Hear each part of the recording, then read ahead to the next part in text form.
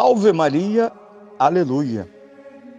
Estamos começando mais um programa, a Bíblia, no mundo de hoje. Eu sou o Padre Pedro Paulo, produtor e apresentador deste programa. Tinha verdade, ontem celebramos a memória de São José Operário, mas começamos sobretudo o mês de maio, um mês azul, um mês feliz, porque unimos neste mês duas realidades tão importantes para o catolicismo.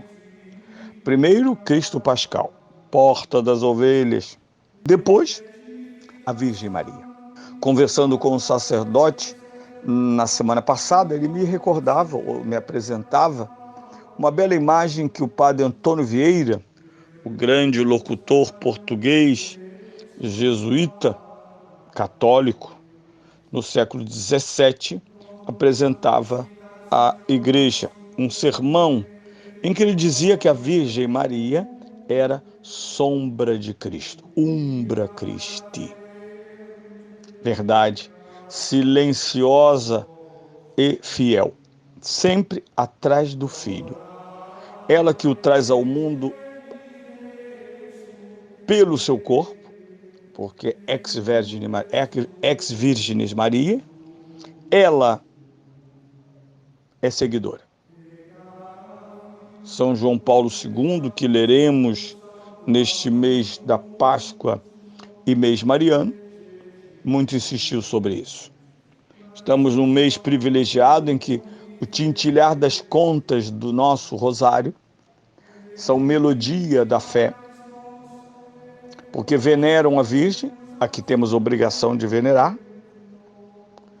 e ao mesmo tempo tornam esta veneração um ato devido, e nós temos lá no capítulo 8 da Constituição Dogmática Lumen Gentium, assim como temos um texto fantástico de São Paulo VI, Marialis Cultus, e temos em 1987, Redentoris Mater, de São João Paulo II. Então, temos uma biblioteca mariológica contemporânea, exatamente num tempo que vem muito bem explicitado em Marialis Cultus, em que se desprezou, de certa maneira, na teologia, a Mariologia,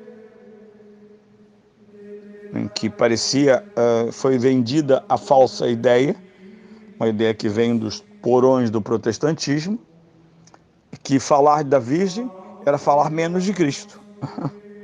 Mas um homem sem sombra é um fenômeno ficcional. Quando olhamos Cristo, vemos a sombra da sua mãe, isto é, a presença da Virgem, e nós nos incluímos nessa sombra, que é a igreja. Bem, hoje gostaria de fazer ouvir de novo a primeira leitura do domingo, Atos dos Apóstolos, capítulo 2, versículos 14a e 36 a 41.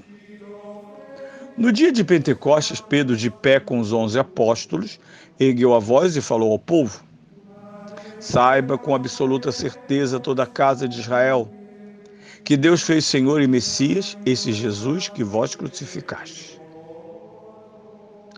Ouvindo isso, sentiram todos o coração trespassado e perguntaram a Pedro e aos outros apóstolos: que havemos de fazer, irmãos? Pedro respondeu-lhes: convertei-vos e peça a cada um de vós o batismo em nome de Jesus Cristo, para vos serem perdoados os pecados. Recebereis o dom do Espírito Santo, porque a promessa desse dom é para vós, para vossos filhos e para quantos de longe ouvirem o apelo do Senhor nosso Deus. E com muitas outras palavras os persuadia e exortava, dizendo: salvai-vos dessa geração perversa. Os que aceitaram as palavras de Pedro receberam o batismo, e naquele dia se juntaram aos discípulos cerca de 3.000 homens. Vejam, é um texto que reescutaremos na conclusão. da Páscoa, quando Jesus, então, apresentar-se como o doador pleno da salvação cristã, já que o Espírito Santo é o selo da salvação cristã. O Espírito Santo é o dom que consagra a igreja como realidade ordinária da salvação. Extra ecclesia, dizia São Cipriano, nulla salus. Lá está na sala do cenáculo, ou lá estão na sala do cenáculo, São Pedro e os 11 apóstolos.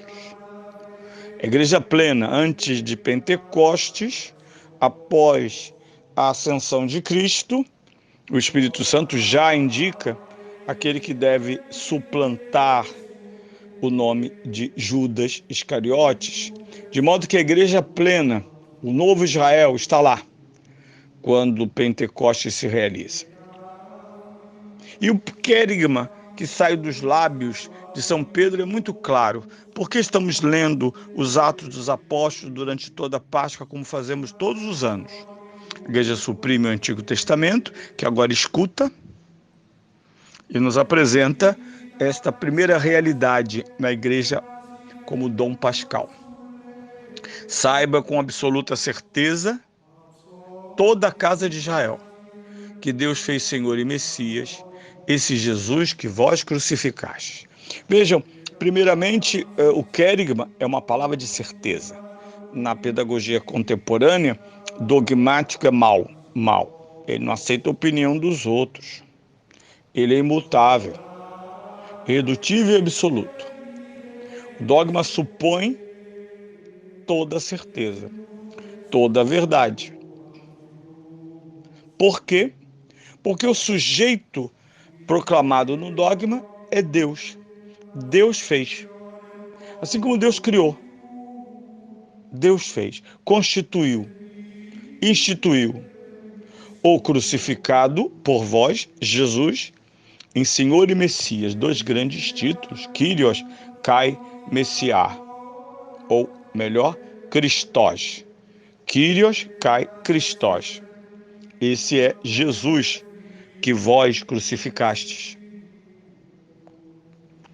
São Pedro está apresentando aos judeus que estão em Jerusalém, e nós sabemos pelo relato inteiro de Pentecostes anterior, que se trata de todos os judeus dispersos, da dispersão em todo o mundo, em todo o mundo.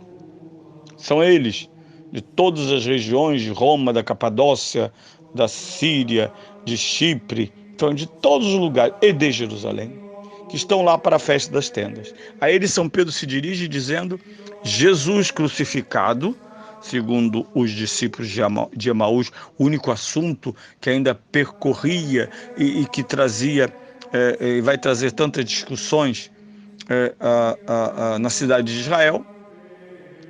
Jesus crucificado pelos judeus significa Jesus eliminado como hipótese de Messias, maldito aquele que for pendurado na cruz. Esse Jesus é a obra da salvação de Deus, Senhor e Messias. Esta frase, que parece tão sem sentido para nós, cortou o coração, breaking heart, cortou o coração daqueles que estavam ouvindo, a ponto de fazê-los perguntar. Aqui há uma semelhança muito grande com a pregação de São João Batista, porque às margens do Jordão, soldados, até fariseus e homens comuns, ao ouvirem São João Batista, diziam: que devemos fazer? E a igreja proclama o batismo. Ouço dizer aqui e ali que a heresia, uma heresia missionária, anuncie Cristo sem batismo, como se Cristo fosse um complemento alimentar, mental. Não. Cada um se arrependa, converta-se e peça o batismo. Convertei-vos e cada um de vós peça o batismo em nome de Jesus Cristo. já que a Páscoa remiu nossos pecados.